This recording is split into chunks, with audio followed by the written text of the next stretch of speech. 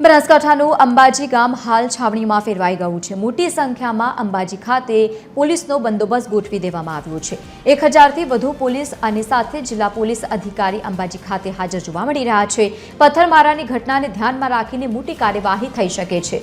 Forest જમીન બાબતે બબાલ થયા બાદ હુમલો થયો હતો અને આ હુમલામાં 47 જેટલા પોલીસ કર્મીઓ ઇજાગ્રસ્ત થયા હતા। નોંધનીય છે કે આ હુમલામાં ઇજાગ્રસ્ત કર્મચારીઓ હાલ સારવાર હેઠળ છે, તો બીજી તરફ ઘટના સ્થળે પોલીસ કાફલો જઈને હવે આરોપીઓને પકડશે।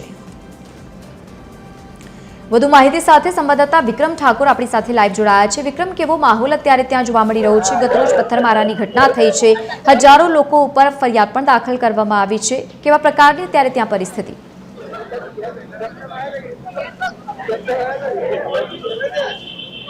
જે લવલી ચોક્કસથી વાત કરવામાં છે, ગઈકાલે જે દાતા તાલુકાના પાડાલિયા ગામે જે ફોરેસ્ટ અધિકારી જે જમીન ખાલી કરવા ગઈ તે જમીનને લઈને એક વિવાદ થયો। ત્યાં પોલીસ અને ફોરેસ્ટ અધિકારી ઉપર પથ્થરમારો કરવામાં આવ્યો। કે ગઈકાલે જે પથ્થરમારો કરવામાં આવ્યો હતો તે 47 લોકો ઉપર હુમલો કરવામાં 47 લોકો જેટલા ઘાયલ પણ થયા હતા।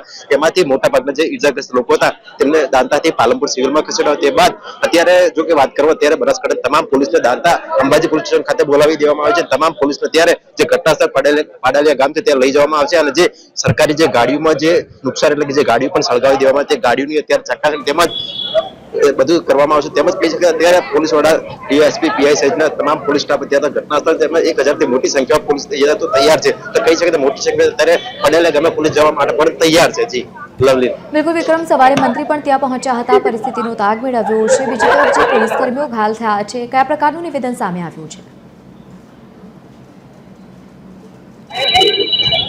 જી લવલી, વહેલી સવારે મંત્રી પણ પ્રવીણભાઈ માળી પણ અત્યારે જે પીઆઈ અંબાજીના જે પીઆઈ હતા તે માવજત હોસ્પિટલ જે તે હતા તેમની મુલાકાત લીધી અને તેમની સારવાર કરી, તેમના સમાચાર પૂછ્યા હતા અને તેમના હાલ પણ પૂછ્યા। જો બીજા પણ જે હતા અધિકારી તેમના પણ હાલચાલ પૂછ્યા અને તેમ તમામ માહિતી પણ મેળવી હતી। તેમ આ જે ગામ છે તેની પણ વિગતો મેળવી હતી, તેમજ જે પણ જે લોકો છે તેમની સામે કડક કાર્યવાહી કરવામાં આવે તેવી પણ માંગ કરી હતી। બિલકુલ વિક્રમ, આભાર સમગ્ર માહિતી સાથે જોડાવા બદલ। તો તમામ લોકો સાથે હવે કાયદેસરની કાર્યવાહી તેમના સમક્ષ કરવામાં આવશે। બીજી તરફ પોલીસનો ચુસ્ત બંદોબસ્ત ગામમાં ગોઠવી દેવામાં આવ્યો છે।